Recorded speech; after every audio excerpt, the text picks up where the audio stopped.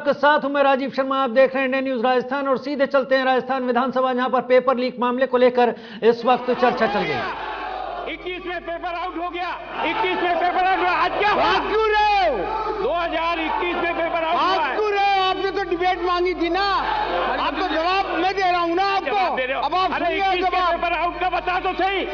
अरे लीक का पेपर 21 में आउट हुआ, 23 में आ गए हो, क्या करना चाहते हो? माननीय मंत्री जी,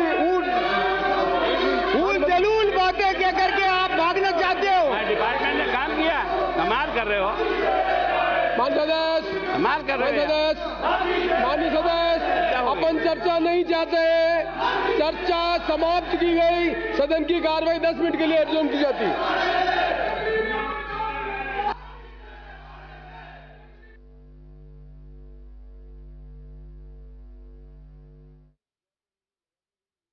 शराबा और हंगामा हो रहा था। पेपर लीक पर सदन में हंगामा हुआ, जिसके बाद सभापति ने सदन की कार्रवाई 10 मिनट के लिए स्थगित कर दी। पेपर लीक पर लगातार पक्ष विपक्ष के बीच हंगामा हो रहा था। यूडीएच मंत्री शांति धारीवाल मौजूद थे। वो कह रहे थे कि मैं जवाब दूंगा, चर्चा से कोई भागने की कोशिश ना करे। लेकिन वहीं पर नेता प्रतिपक्ष भी अपनी बात पर अड़े रहे और लगातार वाद विवाद होता दिखाई पड़ा सदन के भीतर। पेपर लीक पर चर्चा समाप्त कर दी गई है। बड़ी खबर इस वक्त की, बड़ी खबर, पेपर लीक पर चर्चा समाप्त। बड़ी खबर इस वक्त की, सदन की कार्रवाई को स्थगित कर दिया गया।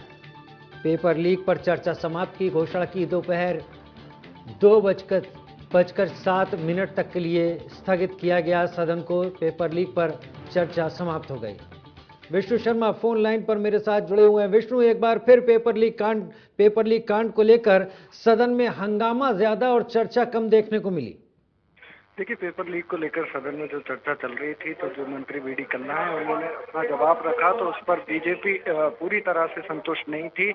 बीजेपी लगातार आरोप लगा रही थी कि जब वीडी कन्ना ने आंकड़े रखे और राज्यों के कि यहाँ पर भी पेपर लीक हुए, तो बीजेपी के नेताओं ने कहा, गुलाब चंद कटारिया ने और उपनेता प्रतिपक्ष राजेंद्र राठौड़, की क्या उन राज्यों में पेपर लीक हुआ तो क्या आपको भी अपराध करने का लाइसेंस मिल चुका है? क्या वहाँ पेपर लीक हुआ तो क्या यहाँ भी पेपर लीक होना जरूरी है?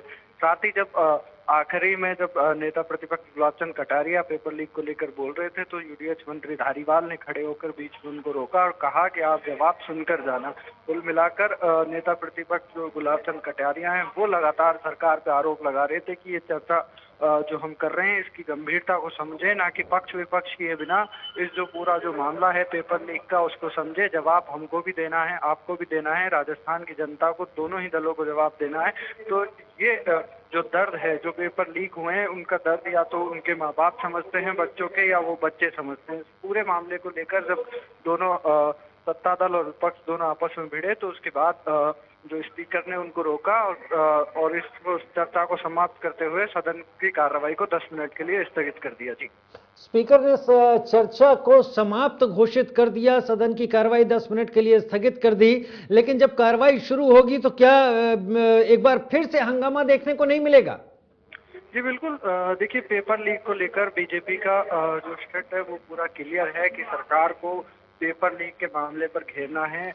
तो उसी जब विधानसभा शुरू हुई थी, जब पहला दिन विधानसभा का था, तो राज्यपाल जो अपना अभिभाषण पढ़ रहे थे, उसी दौरान बीजेपी ने पेपर लीक को लेकर हंगामा शुरू कर दिया। आज जैसे ही प्रश्नकाल समाप्त हुआ, उसके बाद पेपर लीक पर चर्चा हुई। चर्चा में जबरदस्त आरोप बीजेपी की ओर से सरकार पर लगाए गए। जो वीडी कन्ना ने जो जवाब पेश किया, उस पर बीजेपी के जो नेता हैं वो संतुष्ट नजर नहीं आए। नेता प्रतिपक्ष गुलाब चंद कटारिया हो, चाहे